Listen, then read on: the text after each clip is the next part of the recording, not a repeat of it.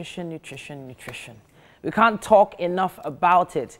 Why? Because it's part of our everyday lives, and that's why we have our darling Cynthia back to school us on what we're doing right and what we're doing wrong. Today we're talking about oil. Now, every home uses cooking oil, but do we know how beneficial or otherwise these oils are to our health? Okay, so let's start. Welcome to the show, first of all. Thank you for having me. All right, so we have 4 different types of oil here. This, to my eyes, is palm oil. Am I right? Yes, it's palm oil. Okay, so talk to us about palm oil now. Okay, palm oil is very good because it contains beta-carotene, which is a precursor to vitamin A, okay. Meaning that if you take palm oil, it would help increase your vitamin A intake. Okay. But we need to know that palm oil also contains saturated fats. Okay. Now, when you talk about how healthy an oil is, you have to talk about the fatty acid makeup of that oil. So the more saturated fatty acid an oil contains, the more unhealthy it is. Okay, so I've been doing some Googling on this saturated fat issue. If you look at this oil again, if you take a glance at it, you'll see that it's not moving freely. It's stiff.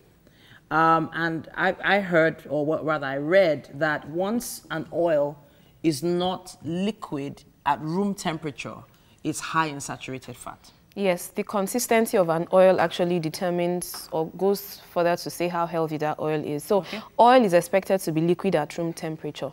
But when it congeals, if they're very highly congealed or moderately or less, it's an indication that that oil is saturated and not so healthy. So this oil is, high, like you said, saturated fat. Yes, it's... Okay, so there's actually a particular brand of palm oil in the market that's very liquid, and a friend of mine was saying, why are you buying that one? Why don't you buy the one that has the amfani, the better of the oil? I was like, what are you talking about? The liquid one is more healthy than the saturated one. Yes, it's more healthy. And at this point, I'd like to really talk about bleaching of palm oil.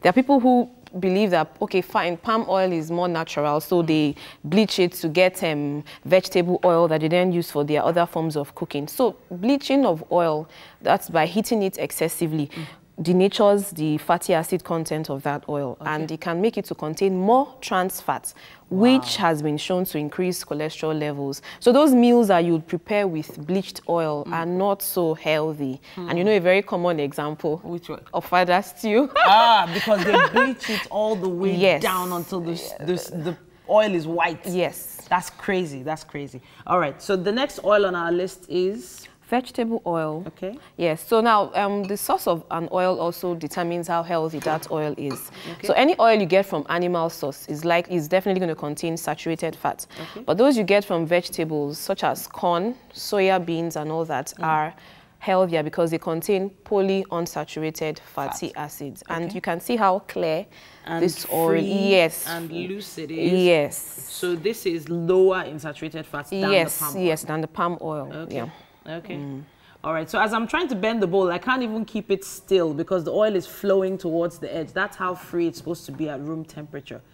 Yeah. Okay. So now let's move along. So what we have here is coconut oil. Okay. So recently, coconut oil has become very popular for those that are doing keto, those that are trying to lose weight and other things.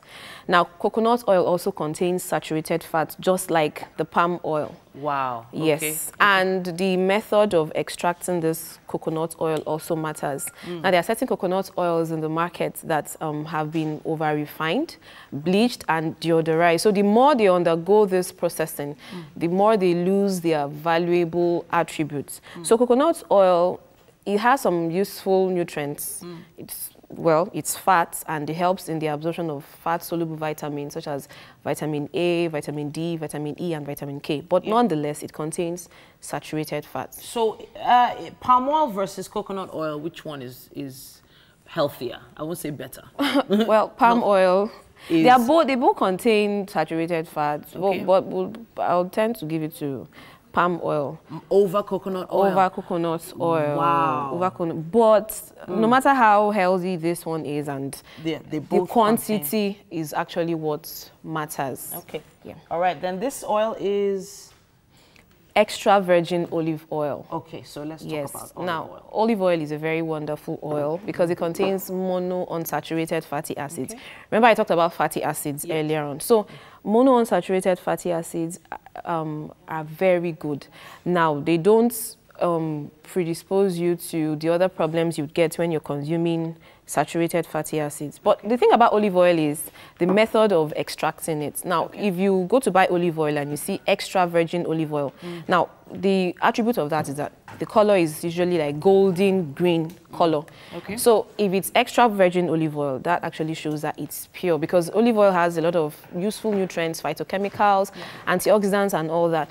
But when this olive oil undergoes further refining, you know, it loses its color and it loses those useful attributes. So if you're using olive oil, be sure that it's actually extra virgin olive oil for you to get all the benefits associated with it. You mentioned quantity earlier on, and we have 2 spoons here. So for an adult, an average sized adult, right? Yeah. How much oil are they supposed to consume in a day? Now, for an average sized adult, you're expected to consume about 4 tablespoons of oil for the whole day.